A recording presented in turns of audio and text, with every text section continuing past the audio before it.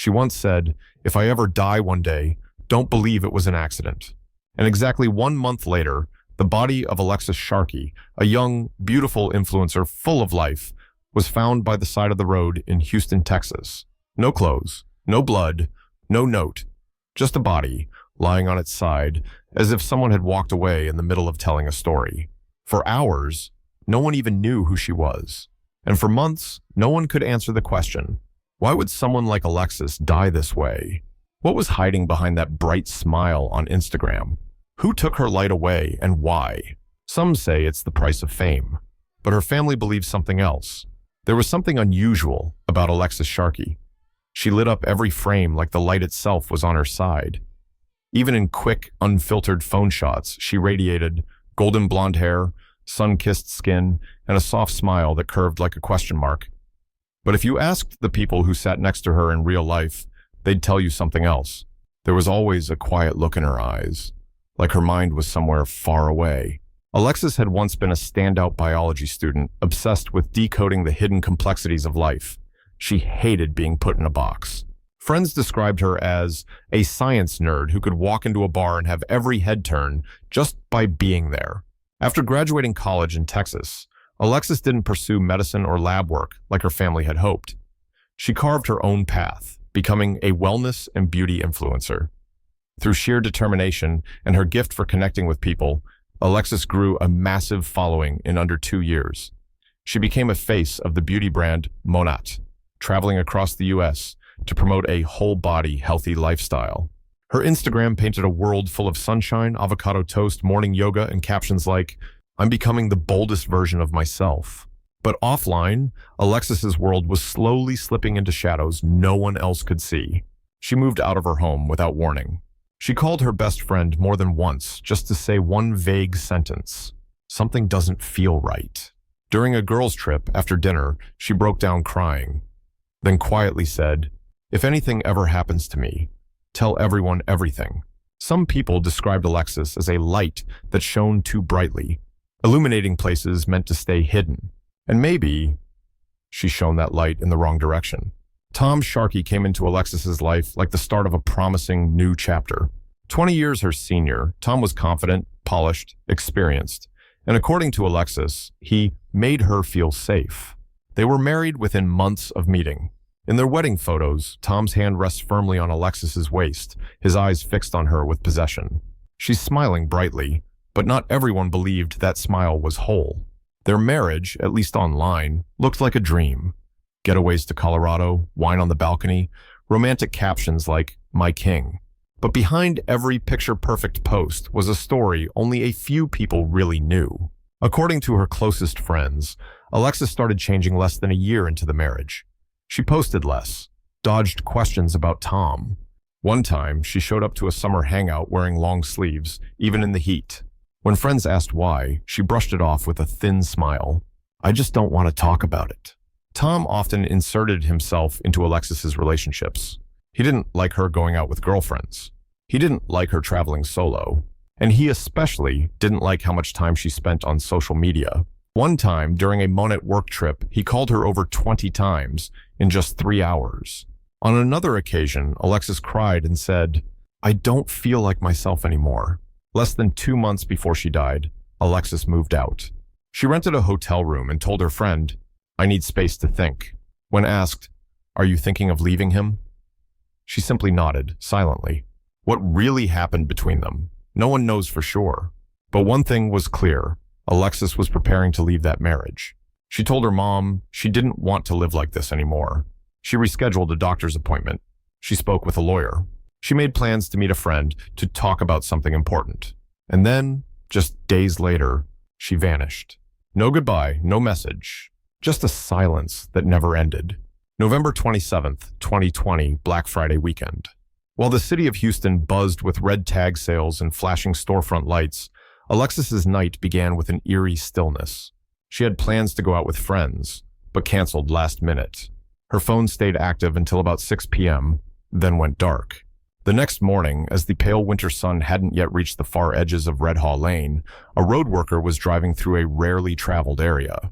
He hit the brakes. Something was lying in the grass. No movement, no response. It was the body of a woman, completely naked, no belongings, no visible wounds. No blood, no signs of struggle, no drag marks. Just lying there. Houston police quickly secured the scene, but they had no idea who she was. There was no ID. No one had reported her missing. Not until later that evening, when Alexis's friends began sounding the alarm. They hadn't heard from her in nearly 24 hours. From out of state, Alexis's mother, Stacy, kept calling over and over. No answer. When asked, Tom, the husband, told people, Alexis probably just went out for a walk, maybe stayed at a friend's. But deep down, Stacy knew something was wrong. Alexis never left her phone off for a whole day. She always checked in. She always texted. And most importantly, she had planned to call her mom that morning. That call never came. By the evening of November 28th, police confirmed the body was Alexis Sharkey, 26 years old. The news hit the family like a collapse. Just the day before, Alexis had called her mom. Just hours earlier, she had posted an Instagram story. She had just been smiling in a photo from Thursday night. At first, authorities labeled the case no obvious signs of foul play. The media swarmed, dubbing her the social media star who died mysteriously. But for those who truly knew Alexis, there was nothing mysterious about it. She had been scared. She had warned people. And now, all that was left was a single question. Why? When news broke that the woman found on the roadside was Alexis Sharkey, the internet exploded. She wasn't just an influencer. She was a symbol of modern feminine energy, vibrant, independent, resilient. Hundreds of thousands of followers shared their grief. Friends and colleagues posted old videos, heartfelt messages, and memories. But underneath all the mourning, a quiet fury began to grow. Why were police saying no foul play? Tom, the husband, made his first public appearance not to grieve, but to deflect. He told reporters, "She wasn't harmed. Alexis was just dealing with pressure from work, from social media." Then quickly added, "People need to let our family grieve in peace." But Alexis's inner circle wasn't staying silent. One close friend revealed, "She cried once and told me, 'He choked me. I'm scared for my life.'" Another said Alexis had been planning to leave Tom, had moved out, and even asked her friend to keep some of her things, in case I have to leave in a hurry. Tom admitted Alexis had left the house a few days before her death, but insisted they were working things out. Her texts told a different story. In one message, she wrote, "I'm planning to walk away from everything, my job, social media, even this marriage." Her family requested an independent autopsy, and by January 2021, the truth was no longer hidden. Alexis had died from strangulation. From unknown cause, her death was now officially ruled a homicide. Public pressure surged, but strangely, Tom was never arrested. He didn't identify her body. He didn't contact her family.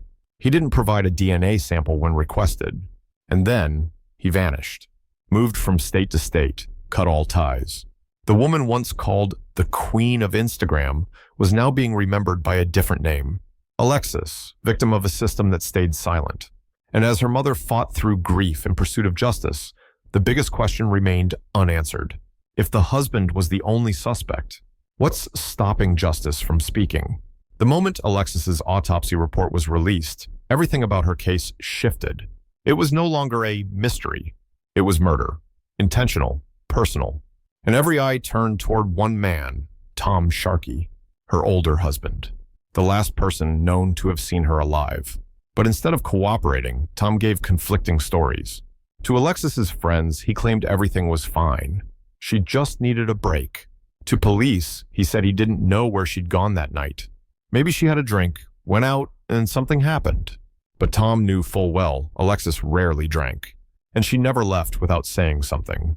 Meanwhile, Alexis's friends started coming forward with dark details. One remembered her showing up with faint bruises around her neck, brushed off when questioned. Another recalled a trip to Marfa, Texas, where Alexis looked them in the eye and said, "I'm scared for my life."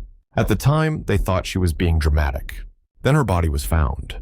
In the early days, Houston police hesitated to use the word suspect. They said, "We need more evidence." But Alexis's family was sure the evidence was already there, in late-night phone calls, in sudden changes to her behavior, in texts no one wanted to believe were real. Her mother, Stacy, said through tears in an interview. She was never afraid to live, never afraid to dream, but she became afraid of the person beside her. The more people spoke out, the clearer it became. There was a massive gap between the version of Tom the public saw and the man behind closed doors. The problem was, everyone saw the signs, but police still hadn't moved. That's when pressure from the public and the press started mounting. As investigators dug into every detail, Tom Sharkey became less a grieving husband and more a man with something to hide. He slipped from view, left Houston, moved to Georgia, then Florida, leaving behind a trail of questions and silence. One thing caught investigators' attention. Tom refused to provide a DNA sample. In most homicide cases, DNA is crucial for connecting suspects to crime scenes. Tom kept stalling. Police had to get a court order to force his compliance. To the public, his refusal was as good as a silent confession. Friends of Alexis also handed over unreleased text messages, short, desperate lines filled with fear and resignation. He controls everything. I feel like I can't breathe. If I ever disappear, remember, I tried to leave. Each message on its own was chilling. Together, they were a map of warning signs no one followed in time. Neighbors and acquaintances shared another disturbing detail. In the days after Alexis's death, Tom showed no signs of mourning. Instead, he threw parties, drank, bragged that he would prove everybody wrong. To Alexis's grieving family, it was salt in a wound that had barely begun to heal. But perhaps the most damning clue was silence. No one else was seen with Alexis that final night. No camera caught her leaving the house. No strangers, no break-ins, no outside contact. The only person connected to her disappearance was Tom. And just as police prepared to take the final step, to issue a warrant for Tom's arrest, something happened no one saw coming. Tom disappeared. This time for good, and he would never return to say a word. By the summer of 2021, nearly a year after Alexis's death, the investigation finally narrowed down to one name, Tom Sharkey. There were no other suspects, no strangers on the street, no random attacker in the night. Everything, witness statements, text messages, patterns of control, pointed in the same direction, toward the man Alexis once called my king. For her family, this wasn't a revelation. Her mother had said from the beginning, I knew, and so did Alexis. She was afraid of the very person beside her. But suspicion alone isn't enough for justice. Police needed a legal breakthrough. They got it in September 2021, when a judge signed off on a warrant to arrest Tom for murder. The news wasn't released publicly. Investigators knew Tom had been on the move, avoiding contact, showing signs of mental instability. They had to plan carefully.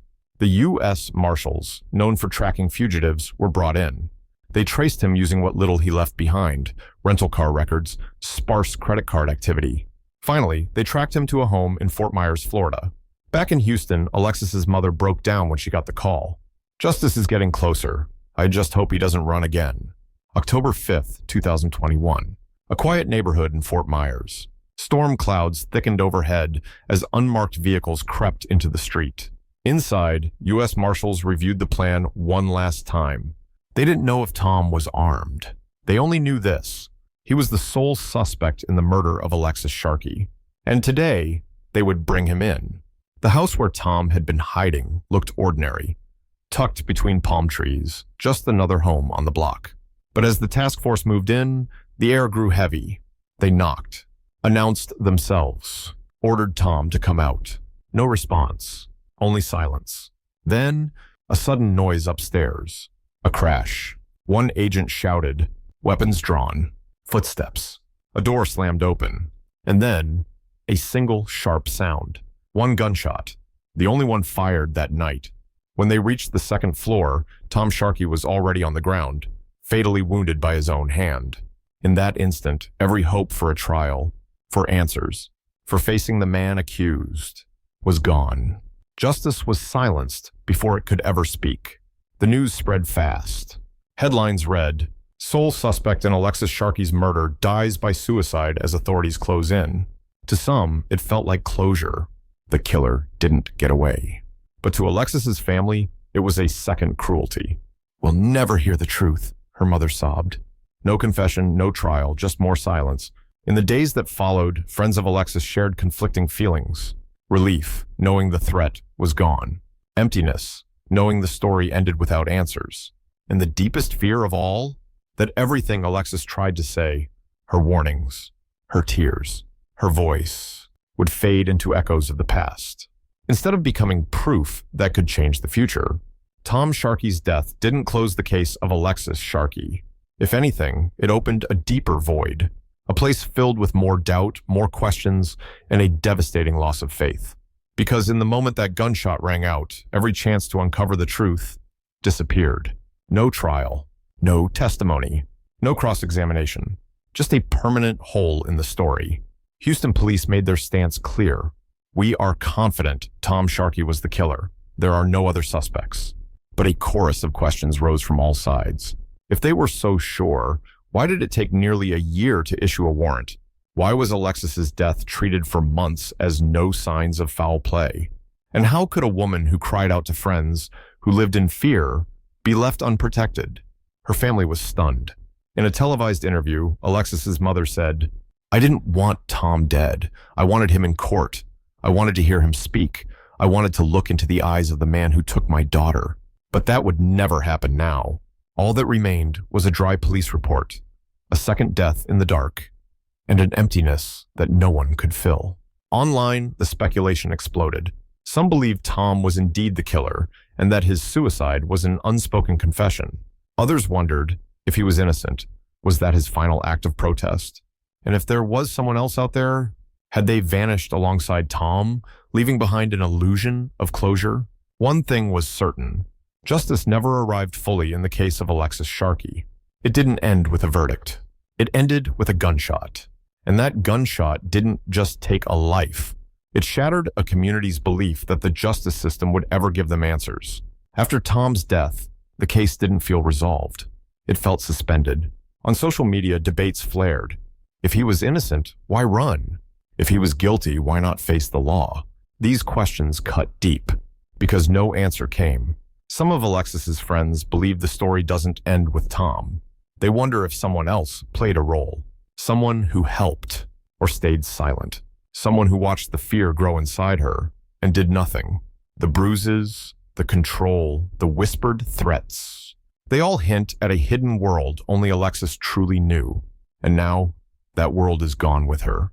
There are even those who suspect Tom had help escaping those first few months, while police were still stumbling to connect the dots. Meanwhile, Alexis's family lives in a storm of two clashing emotions: grief and fury. Grief for the daughter they lost. The girl whose smile lit up photos, whose words once inspired strangers. And fury at a system that moved too slowly, and when it finally did, delivered only another death. "We didn't need him to die," her mother said. "We needed the truth." For the community of young women who followed Alexis, her tragedy became a wake-up call. It reminded them that behind curated posts and glowing captions could be silent battles, hidden bruises, unanswered messages. Alexis's fear was never hers alone. It's a fear too many women have carried in secret. And that's why her story refuses to fade. It lingers like an open wound, still bleeding every time her name is spoken. People don't just mourn Alexis. They mourn the justice that never came, the truth that was swallowed by a single gunshot on a quiet night in Florida. That winter, Houston sparkled with Christmas lights. But for the family of Alexis Sharkey, the season had lost all color. On a small memorial table in their home, her smiling photo sat beside a candle that burned through the night. Her mother, in every interview, could only repeat one heartbreaking truth: "I wanted justice, but justice died with him." Some say the case is closed. The suspect is dead. The investigation ended. But for those who truly care, it's not closure, it's interruption. Because the truth was never spoken aloud, only guessed. A woman who once lived boldly, who dared to dream, who called herself a little beam of light in a big world, is now remembered through cold headlines. Alexis's friends often recall something she said, almost jokingly, on that fateful night in Marfa. "If anything ever happens to me, remember, I tried to get out." Back then, they all laughed. They thought it was her way of brushing off the fear. No one knew it would become her final prophecy. To the community of young women, especially those who followed her online, Alexis's tragedy became a brutal reminder that the smile in the photo doesn't always reflect the truth behind it, and that far too many cries for help go unheard until it's too late. The city of Houston may have closed the Alexis Sharkey file, but the hearts of those who loved her never did. They go on, living with a void, with a truth that was stolen, and with the belief that sometimes injustice doesn't come from the hands of the abuser, but from the silence that follows. When I look back on the story of Alexis Sharkey, I don't just see a murder case. I see every fleeting moment we brush past in life. The messages we don't answer, the distant stares we overlook, the strained smiles we assume are real. Alexis was sending signals, but the world around her didn't listen in time. And I ask myself, how many times in my own life have I missed those same signs from someone close to me? A friend who was unusually quiet, a coworker who seemed exhausted, a loved one hiding a bruise beneath long sleeves. Have we become so used to polished pictures that we've forgotten to ask about the story behind them? Alexis's death didn't bring justice. It didn't bring answers. But it brought a message, one we can't afford to ignore. Sometimes the most important thing we can do is listen. Believe what people tell us. Be present when they need us. And for me, every time I think of Alexis, I think of the moments when I stayed silent, and I make a promise. If someone ever sends me even the smallest signal, I won't ignore it. Because sometimes our silence can be what kills the light.